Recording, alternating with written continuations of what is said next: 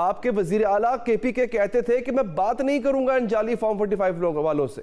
फिर शहबाज शरीफ साहब को मिलने चले गए, वहाँ पे जाके अपनी सिफारिशात भी रख दी, अपनी गुजारिशात भी रख दी, बकौल उनके वो कबूल भी हो गई। बड़े अच्छे मिजाज में उन्होंने एहसन इकबाल के साथ प्रेस कॉन्फ्रेंस भी कर दी। आज असद कैसर साहब ने ऐलान कर दिया जनाब कि हम जो है वो धड़न तख्ता कर देंगे, ये चोर हैं, ये लुटेरे हैं, तमाम वो बातें दोहरा दी उन्होंने। सवाल ये है कि आप करना क्या चाह रहे हैं? आप लड़ना चाह रहे हैं? आप मतलब सियासी लड़ाई की बात कर रहा हूँ, या आप मफाहमत के रास्ते पे चलेंगे, आप खुद को मेलो डाउन करेंगे, आप थोड़ा ईज लेकर आएंगे सर सियासी टेंशन के अंदर? जी नहीं, देखें, रिस्पॉन्सिबिलिटी जो है वो सारी हुकूमत की है, ठीक है, और ये नहीं हो सकता कि पहले जो है वो मीडिया जो है वो PTI पे उंगली उठाए कि आप जो है वो रिस्पॉन्सिबिलिटी दिखा नहीं रहे, और जब दिखाएं तो फिर जो है वो ये सब कि क्या PTI अपना स्टांस चेंज कर रहा है। अगर आप पिछले 10 महीने देख लें, बल्कि पिछले 2 साल देख लें, जब से PTI की हुकूमत गई है, PTI ने सिर्फ एक चीज पे फोकस किया है, रूल ऑफ लॉ, कॉन्स्टिट्यूशन, और कि अवाम के मैंडेट की इज्जत की जाए। नहीं किया गया, रिजल्ट आपने इलेक्शन में देख लिए, अभी भी नहीं किया जा रहा है।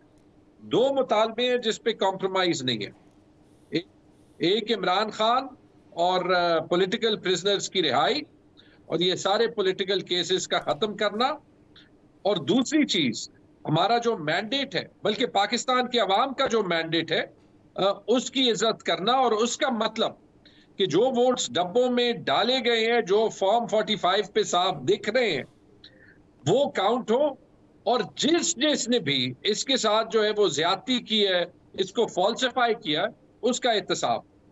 अच्छा, यहाँ पे मैं जो कंफ्यूजन है ना, जैसे अली खान हमारे चीफ मैं आपके सामने वो जुमले रख देता हूँ कि जिनकी वजह से कंफ्यूजन पैदा हो रहा है। सिंपल है, क्यों गए थे? शहबाज शरीफ लीगल प्राइम मिनिस्टर है, लेकिन प्राइम मिनिस्टर की कुर्सी पे है, और सूबे की हुकूमत के पास कोई चॉइस नहीं है मां सिवाय ये कि कुछ मामलों में उनके साथ काम करे। इस टाइप की चीजें आपको दिखाई देंगी, लेकिन PTI के प्रिंसिपल स्टांस पे, इमरान खान के विजन पे कोई कॉम्प्रोमाइज नहीं। झगड़ा साहब, जिन चीजों की वजह से कंफ्यूजन हो रहा है, मैं इसको ये नहीं कहता कि मैं सवाल उठा रहा हूं, मैं कंफ्यूजन का शिकार हूं। Let's make the things clear. अब हो ये रहा है कि अली अमीन गंडापुर साहब से पूछा गया एहतजाज करेंगे क्योंकि ये जाली लोग हैं, उन्होंने कहा नहीं जनाब ट्रिब्यूनल चले जाएंगे हम। असद कैसर साहब कह रहे नहीं एहतजाज करेंगे। सवाल यह है कि आप इन अदालतों पे, इन ट्रिब्यूनल्स पे एक जानिब कहते हैं हमें एतमाद नहीं है, लेकिन फिर ये भी कहते हैं कि हम ट्रिब्यूनल्स जाएंगे, हम अदालती रास्ता अपनाएंगे, फिर साथ अगले दिन ये भी कह देते हैं कि नहीं एहतजाज करेंगे, सड़कों पर निकलेंगे, आवाम को हम बाहर निकालेंगे। श्रीलंका वाला माहौल बनता हुआ नजर आ रहा है। सवाल यह है कि एग्जैक्टली स्ट्रैटेजी क्या है आपकी, करेंगे क्या? फ्लूइड सिचुएशन में हिकमत अमली भी बदलती रहती है और कंफ्यूजन भी होती रहती है, और सिर्फ PTI को नहीं, पूरे मुल्क को। याद रखें, अगर कोई नहीं मानता ना कि ये सारे प्राइम मिनिस्टर और सारी कैबिनेट जो है ये फॉर्म 47 की कैबिनेट है, नवाज शरीफ के इलेक्शन के रिजल्ट देख लिए, शायद इसलिए वो 8 फरवरी के बाद कुछ कह नहीं रहे। आपने देख लिया मंसूर अली खान के वीलॉग पे साफ दिखाई दिया सर, ये सबसे कि 5 मिनट में आरओ ने 50 पोलिंग स्टेशन पे ये जो 50,000 वोट का कटा चट्टा है ना सर, ये इसका आगाज जो है वो मैं कह सकता हूं कि अल्हम्दुलिल्लाह मैंने किया था, और वो बहुत वायरल हुआ था, इसी प्रोग्राम में किया था जिसमें आज आप तशरीफ फरमाए, और हमने नवाज शरीफ का हल्का खोला था, और नवाज शरीफ के हल्के में जो एनॉमली थी, मैं खुद देख के हैरान रह गया था कि इतनी बड़ी एनॉमली को नजरअंदाज कैसे कर दिया इलेक्शन कमीशन ने, बाद में पोस्ट भी कर दिया। तो इसमें तो कोई शक नहीं है कि बहुत बड़ा एक स्लैंग है भंड, वो क्रिएट हुए हैं, इसमें कोई शक नहीं है sir. But how would you deal with it? Are you going to deal with it with the process, with the judicial process, या फिर आप अवामी एजिटेशन के जरिए इसको डील करेंगे? जुडिशियल प्रोसेस पे भी जाएंगे, जाना पड़ेगा, हमारे पास कोई चॉइस नहीं है, और अवाम भी अपनी राय ओवर टाइम दिखाएगी।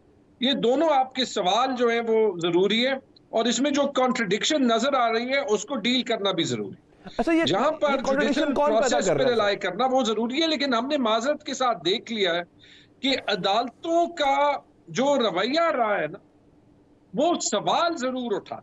अब ये डिपेंड करता है, पुख्तूनख्वा में जो हाई कोर्ट रहा है उसने बड़ा क्लियरली बहुत प्रेशर एब्जॉर्ब किया है, और इसलिए हालांकि आज उन्होंने हमारे स्टांस के खिलाफ फैसला दिया जो रिजर्व सीट्स पे, लेकिन कोई गिला नहीं कर रहा होगा। हर किसी को पता होगा कि या हमारा केस कमजोर आर्ग्यू हुआ होगा, या कोई और गलती हुई होगी, या हमसे कोई टैक्टिकल गलती हुई होगी, और कोशिश करेंगे कि सुप्रीम कोर्ट में इसको रिवर्स करें।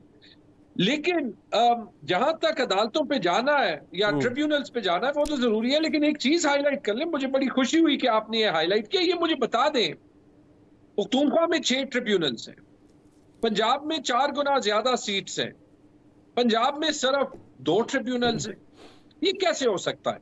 सेकेंडली, जो जैसे आपने खुद नवाज शरीफ के सीट की बात की और उस पर हैरत की बात की, ये मुझे बता दें कि इलेक्शन कमीशन को तो इतनी ज्यादा एनॉमलीज के बाद खुद नोटिस लेना चाहिए, किसी के कहने की जरूरत ही नहीं होनी चाहिए, क्योंकि ये तो लग रहा है कि it is a fraud of epic proportions.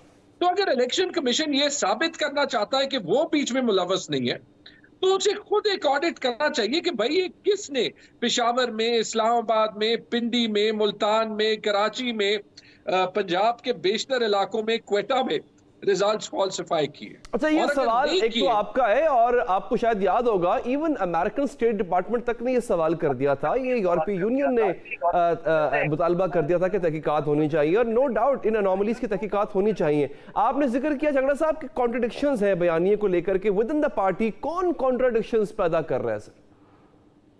पैदा नहीं कर रहा कॉन्ट्रडिक्शंस, एक तो माहौल ऐसे है, जो मैंने कहा हमारे लीडर जेल में है, तो जो उनके साथ एंगेजमेंट होती है वो एक क्लोज डोर एनवायरनमेंट में होती है, तो कभी कभी जो कंफ्यूजन आएगी वो नेचुरल है।